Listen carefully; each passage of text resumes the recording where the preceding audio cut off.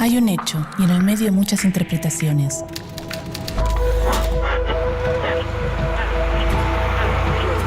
En la calle, en el auto, en la casa, el bar, el trabajo.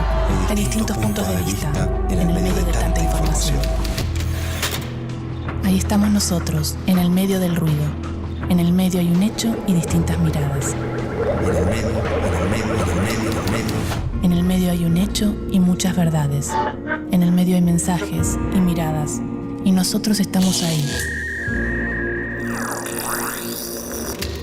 ¿Qué ves? ¿Realidades? ¿Qué escuchas? ¿Verdades? ¿Qué lees?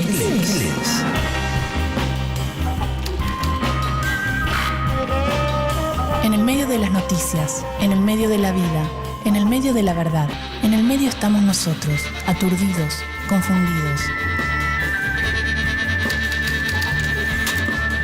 Ahí estamos nosotros, en el medio de los medios.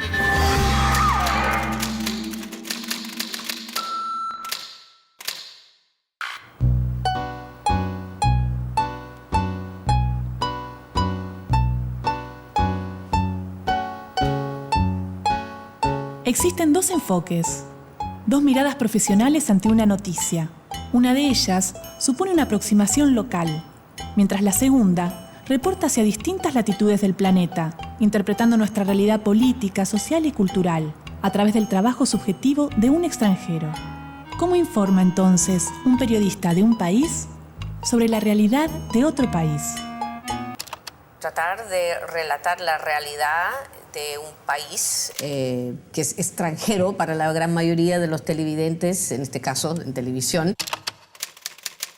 Para entender no solamente la noticia obvia, mataron al presidente por decir, sino que el porqué que está detrás, qué son las fuerzas que motivan, que mueven a esa sociedad, etc. Es como meterte en el chaleco, en la piel ajena muchas veces, que no es cosa fácil. El trabajo de un corresponsal extranjero es un trabajo especial, en el sentido de que cubre un espectro muy grande, no eres un especialista en una cosa concreta. Tienes que hablar de economía, tienes que hablar de política, tienes que hablar de deportes, tienes que hablar de cultura. Tienes que transmitir una imagen del país en el que estás y contárselo, buscar la manera de que estén al tanto de lo que pasa aquí. Si un corresponsal es quien vive la realidad cotidiana de un país ajeno, ¿quiénes son aquellos destinados a reportar acontecimientos específicos y puntuales, como una elección electoral, un conflicto armado o un acontecimiento deportivo? ¿Qué es ser un enviado especial? es, salir temporariamente de la redacción, llegar al lugar donde tenés que hacer la cobertura. A veces son coberturas que uno puede planificar, como una elección, donde vos sabés que hay una fecha, entonces se puede programar con bastante anticipación. Y hay momentos o situaciones en las que tenés que salir de una hora para la otra a cubrir algo inesperado, como puede ser un golpe de Estado, como puede ser la muerte de algún mandatario. Y ser enviado especial es también, para mí, tratar de acercar esa situación pensando que el que va a leer es un argentino. Entonces, buscando la manera de que esto pueda ser casi, te diría, una traducción o un acercamiento a esa mirada. O sea, uno llega a un lugar X, llama a su diario y dice, mira, está pasando esto, esto y esto. Lo que pasa es que desde acá también se reciben otras informaciones. Lo que están diciendo los canales de televisión, lo que están diciendo la agenda, o lo que cree el editor que está pasando, que está acá. Entonces ahí siempre hay una tensión entre el enviado y su jefe que está acá.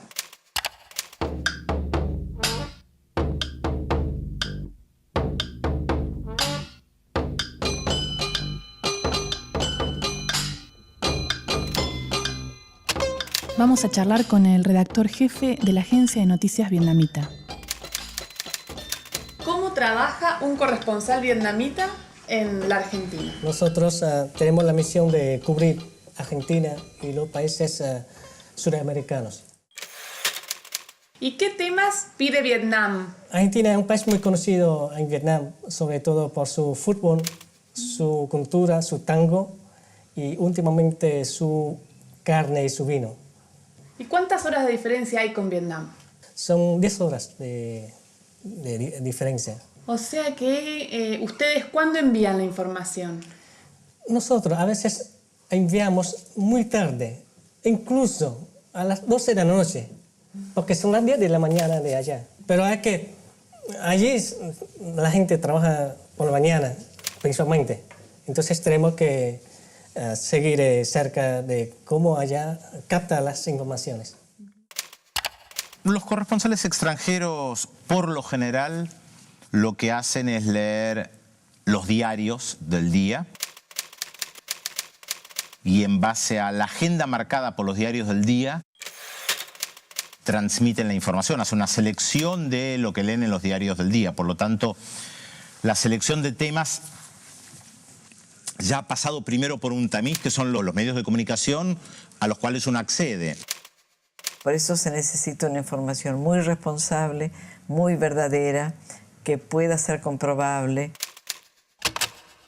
Sirve como una forma de denuncia que de otra manera jamás se tendrá. Es decir, ¿cómo sabías que había desaparecido en Argentina? Las denuncias de afuera caían hacia el interior y repercutían y provocaban una serie de situaciones y conflictos. Por eso te digo que el papel del corresponsal extranjero es muy importante. No es frívolo, es absolutamente lo contrario a la frivolidad.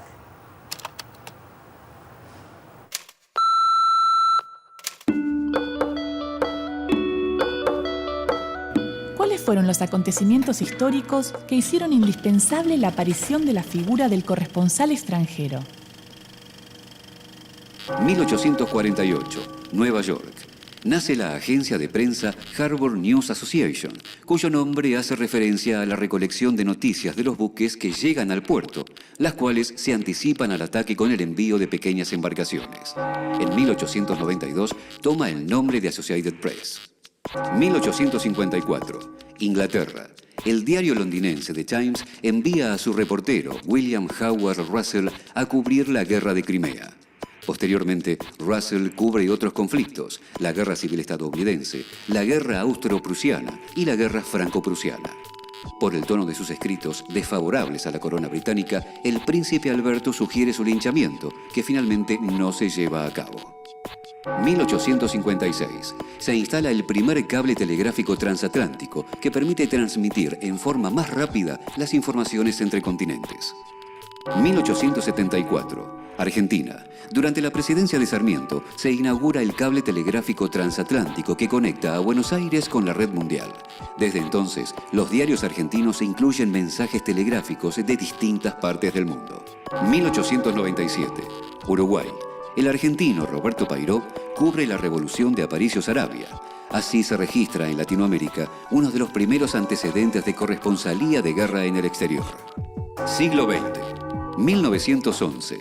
El norteamericano John Reed llega a México como corresponsal de guerra del Metropolitan Magazine para acompañar a Pancho Villa.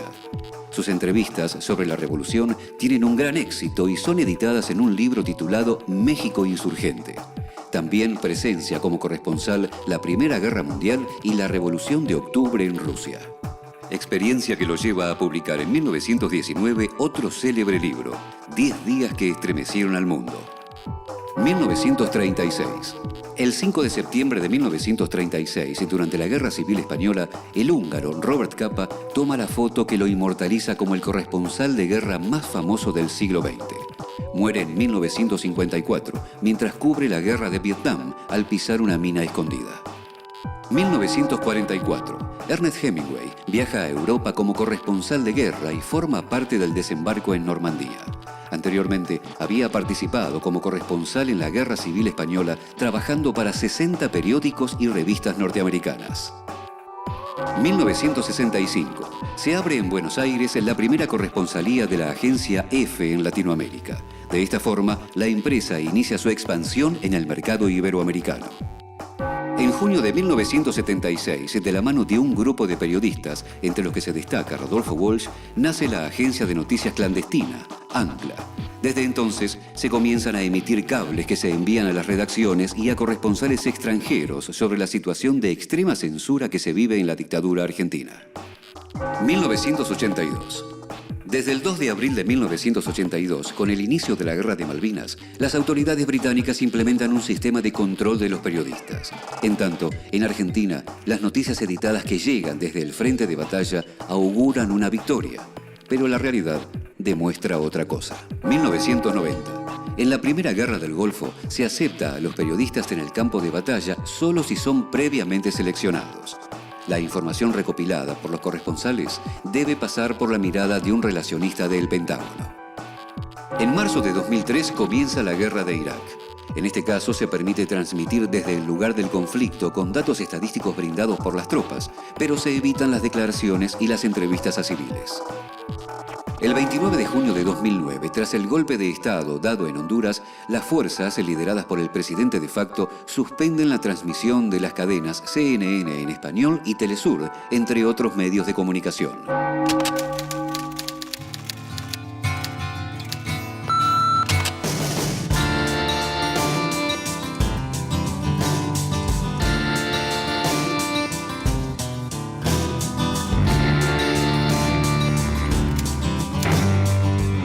Voy a encontrarme con Luis, el corresponsal extranjero de Reuters. ¿Qué tal? ¿Cómo estás? ¿Cómo andás? Bien, tranquilo. ¿Sí? Sí, ¿De dónde sí. sos? Soy colombiano, pero llevo 17 años afuera del país. He estado moviéndome bastante. Antes de venir acá estaba en Nueva York, antes de eso un par de años en el Caribe. Vine aquí a la Argentina hace un par de meses, pero acá me ha tocado hacer un poquito de todo. Ahorita, Y ahora te toca cubrir fútbol. Sí, un poco de todo. Y esta noche es el partido más importante de la selección argentina. Están jugando contra Uruguay. Pero no ha sido solamente fútbol mi época acá. También ha tenido mucho ha sido ley de medios, Cromañón, un poco de lo de como el fallo de la marihuana, todas las cosas que están pasando, como todas las notas generales. Yo diría que la característica de un corresponsal extranjero es tener aún más energía que un corresponsal o periodista normal, porque se duerme menos, se viaja más. Eso del corresponsal glamoroso arriba del avión es mentira, te metes en el lodo, en la lluvia, te toca cualquier cosa, nunca sabes en qué país vas a despertar. Esa es la cosa, pero el ser periodista es lo mismo, sea como en un país extranjero o en tu propio país. Tienes que tener, yo diría, más energía y un poquito más de curiosidad y de flexibilidad con tu vida, porque sacrificas mucho más de tu vida personal. Un desafío muy grande que es cuando uno cubre algo de otro lugar es el tema del conocimiento. O sea, conocer es un verbo recontra ambicioso. O sea, si uno a gatas conoce su propio país muchas veces, es muy difícil ir a hacer una cobertura a un lugar 10 días, 15 días y transmitir que conoce de ese lugar. Entonces, me parece que uno tiene que bajar mucho el ego que normalmente tienen los periodistas de querer describir todo y limitarse, bueno, a tratar de que el lector, en mi caso que es periodismo gráfico, entienda a través de las notas más o menos de qué se trata ese país o esa ciudad al que va a cubrir uno. O sea, dar una mirada como si el lector estuviera ahí.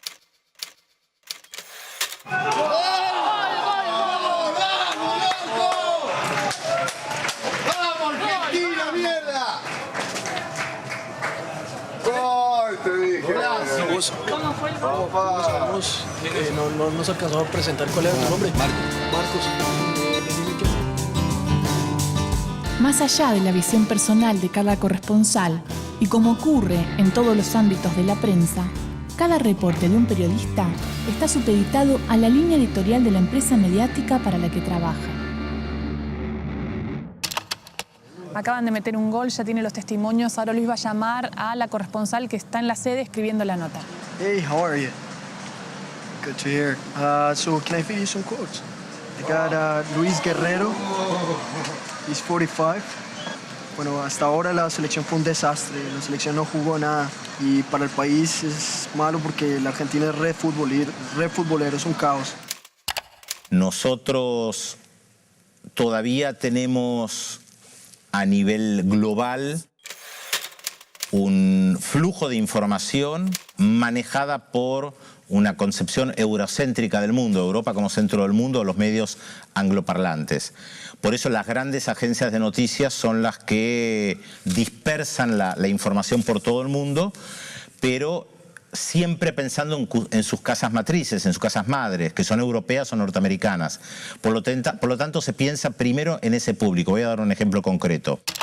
Nosotros hoy en la Argentina todavía nos enteramos en los grandes diarios de lo que pasa en Paraguay por una agencia de noticias europea. Aquel o aquella que escribe para esa agencia de noticias europea piensa primero en Europa. De rebote nosotros nos enteramos lo que pasa en Paraguay, a pesar que ha sido escrito para un público europeo y no está pensado tanto en América Latina.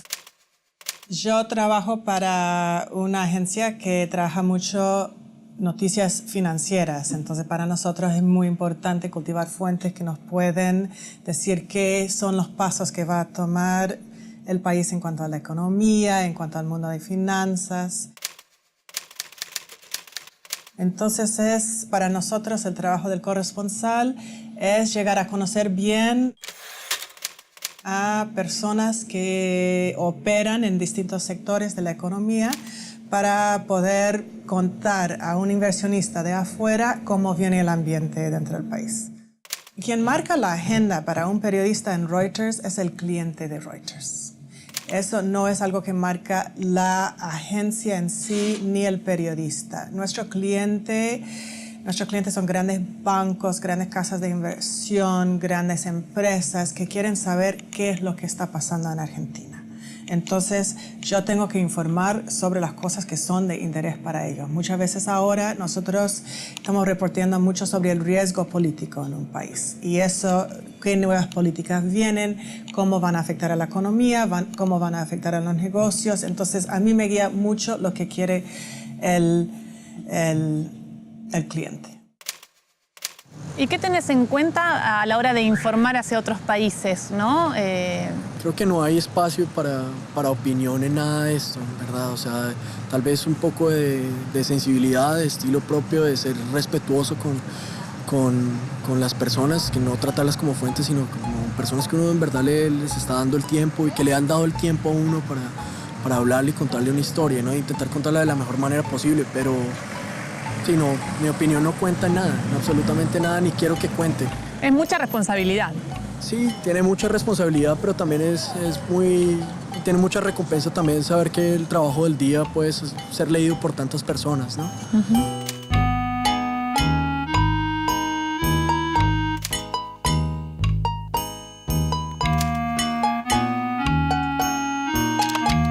Cuando trabaja para un medio extranjero es consciente siempre que tiene la responsabilidad no solamente de transmitir o de escribir a sus lectores que están fuera del país donde está, sino que también que eso va a rebotar y va a tener un impacto en el país en que está reporteando. Y muchas veces por eso que a nosotros nos llega información que no le llegan a los periodistas locales, especialmente en países donde hay mucho control o mucha agresión contra los medios, la prensa. Lo que nosotros decimos tiene un impacto. Si yo escribo algo sobre Argentina o saco un reportaje y se ve en el mundo entero y es algo negativo o es una denuncia de algo escandaloso, por supuesto que va a tener un impacto acá.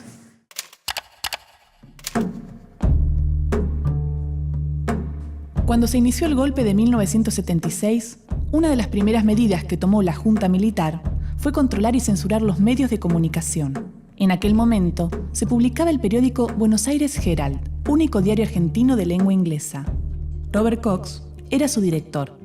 En ese contexto, el Herald fue el primer medio de la Argentina en informar abierta y sistemáticamente que el gobierno militar estaba secuestrando personas y haciéndolas desaparecer. Cox, además, trabajaba como corresponsal para el Washington Post, el New York Times y la BBC de Londres. Y fue en esos medios donde pudo publicar las primeras notas sobre lo que sucedía en la Argentina. El Buenos Aires Herald cumplió un rol fundamental durante la dictadura, informando lo que sucedía en el país y sirviendo de fuente para los medios extranjeros, que no tenían acceso a aquellos hechos que la prensa local no podía o no quería publicar. Cox era un blanco difícil para la dictadura, por su nacionalidad británica y por sus relaciones periodísticas y diplomáticas. Cuando lo detuvieron en 1977, hubo una fuerte presión internacional que solicitaba su liberación. Se lo llevaron del mismo Herald por haber publicado una nota sobre una reunión en Roma en la que estaban Mario Firmenich, uno de los líderes de la organización Montoneros. Tras algunos días detenido y después de pagar una fianza, Cox recuperó la libertad. Pero la presión militar continuó y tuvo que abandonar el país en 1979. En 2009, la ciudad de Buenos Aires lo nombró ciudadano ilustre por su trayectoria en la defensa de los derechos humanos. Ya en 2005, la legislatura porteña lo había distinguido por su valentía con un premio en nombre de los periodistas desaparecidos. Si uno va a cubrir una situación conflictiva, el responsable de ese conflicto o a quien uno juzga como responsable, en este caso un gobierno de facto, va a hacer todo lo posible porque se informe poco o se informe solamente lo que ellos dicen.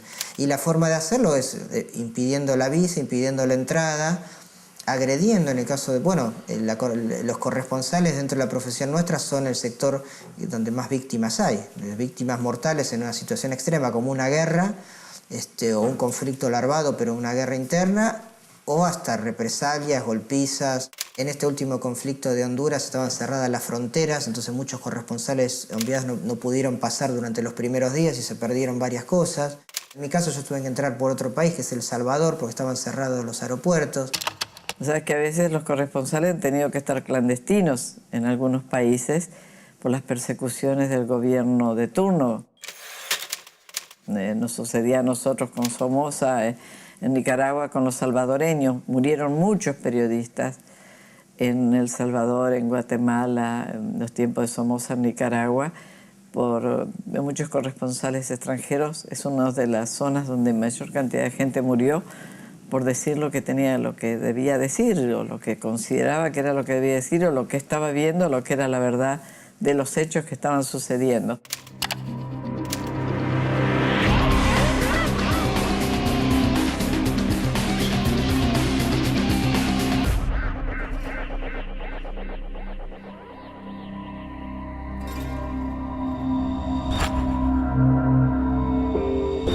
El ejercicio de desarmar una noticia y analizar sus partes nos permite preguntarnos y entender su construcción.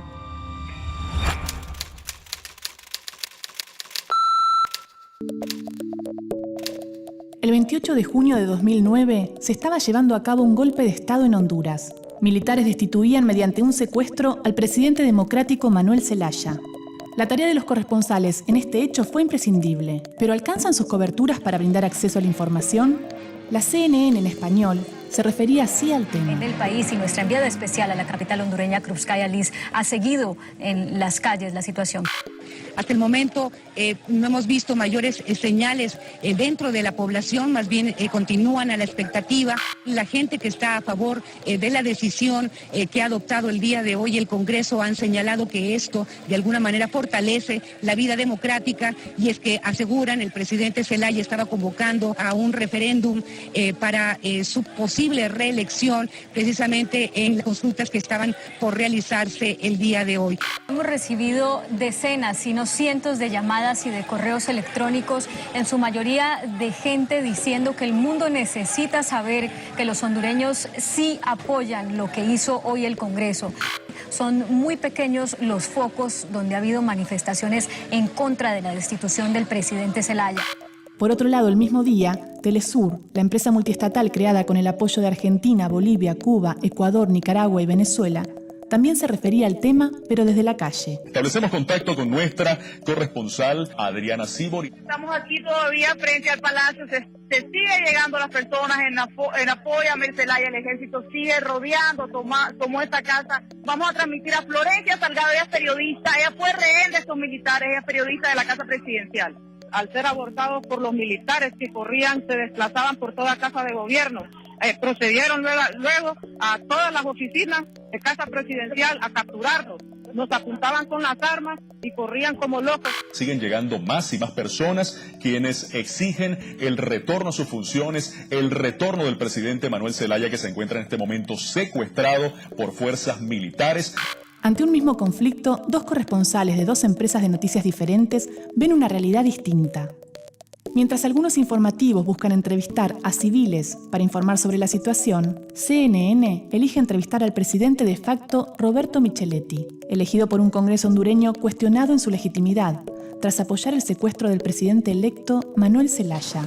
¿Es un gobierno civil o es un gobierno militar o es un gobierno civil con el apoyo militar? Es un gobierno civil. Los militares solamente cumplen con lo que la ley les manda. La forma de preguntar no es inocente. Desde los zócalos también se construye el discurso del relato periodístico. ¿Es lo mismo titular golpe de Estado que sucesión forzada? Los grandes medios del mundo cubrieron este golpe de Estado con enviados especiales y corresponsales. Pero mucha de la información fue brindada por ciudadanos hondureños que ejercieron un rol importante a la hora de subir sus noticias a Internet. Están diciendo que no hay nada, que el país está tranquilo, el pueblo está en contra de un gobierno que lo hacen en una encerrona, no pueden hacer eso. No ha salido por televisión esto no transmiten las protestas del pueblo, ¿no? No los transmiten, tienen vedados los canales.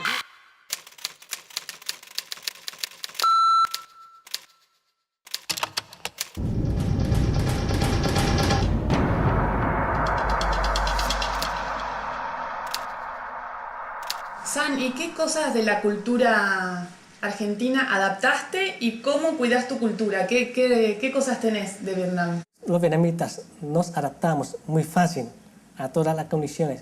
Es por eso que nos adaptamos también a las condiciones argentinas. ¿Y de tu cultura qué tenés?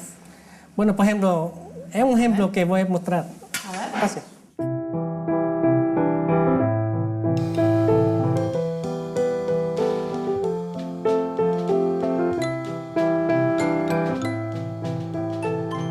Un altar.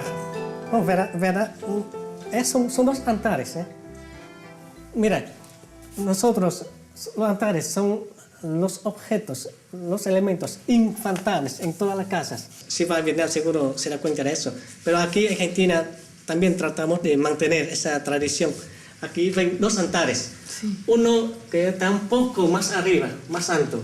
Es el altar dedicado a Buda. Y aquí otro más bajito. Es dedicado a los antepasados. Todos los días mi mujer viene y quema inciensos para rendir tributo al Buda y a nuestros antepasados. Todos los días. Todas las noches, especialmente. Sí, sí.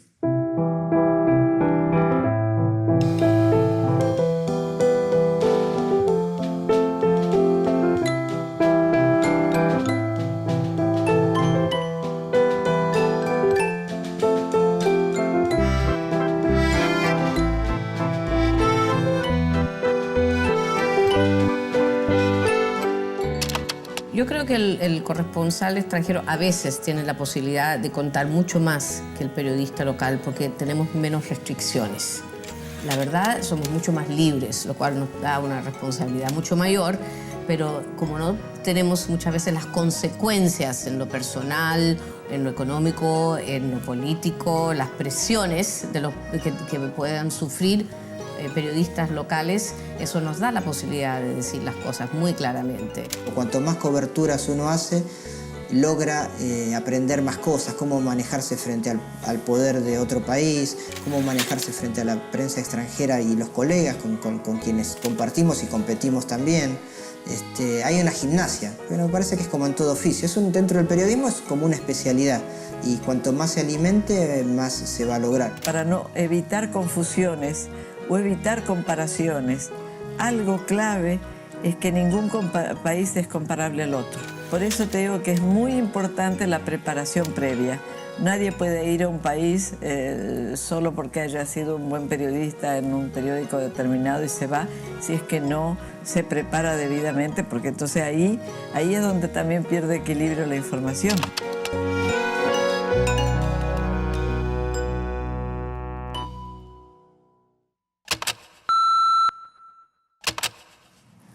Esto que acabas de ver es solo un programa de televisión, una visión, una opinión, nuestra interpretación de la realidad.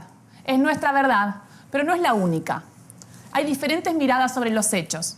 Nosotros elegimos qué contarte y cómo. Seleccionamos imágenes y testimonios, como los medios que de un hecho construyen la noticia. Los medios de comunicación eligen qué contarte y son responsables de lo que dicen. Como nosotros en este caso, que elegimos qué contarte y somos responsables de lo que decimos en este programa.